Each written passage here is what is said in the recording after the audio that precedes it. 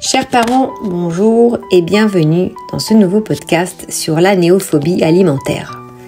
Alors, si votre enfant boude les fruits et légumes et qu'il est impossible de lui faire goûter, je parie que vous avez pensé à la néophobie alimentaire. Oui, ce nouveau syndrome qui semble mettre toutes les mamans en émoi. Mais je me pose quand même la question si l'on devrait vraiment paniquer lorsque nos petits bouts montrent une aversion pour les fruits et légumes. Car après tout, à 20 mois, leurs petites dents sont encore en pleine croissance, ce qui peut rendre la mastication un peu délicate si vous voyez ce que je veux dire.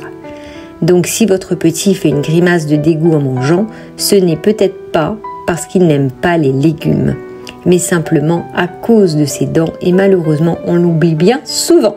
Si la balance ne montre pas de chute libre et que la courbe de croissance ressemble toujours à une ascension vers la tour de Pise, respirez.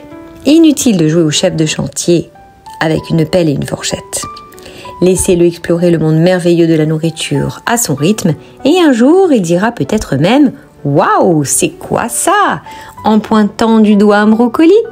Merci à notre merveilleuse industrie alimentaire d'avoir délicieusement saboté nos papilles avec ses chefs-d'œuvre industriels riches en sucre, sel et additifs.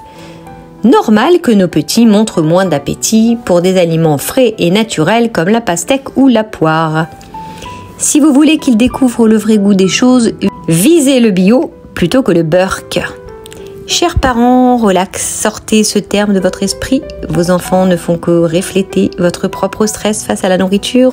Autant leur offrir un repas sans anxiété, histoire de ne pas transformer chaque dîner en épisode de thriller psychologique. À bientôt pour un prochain podcast.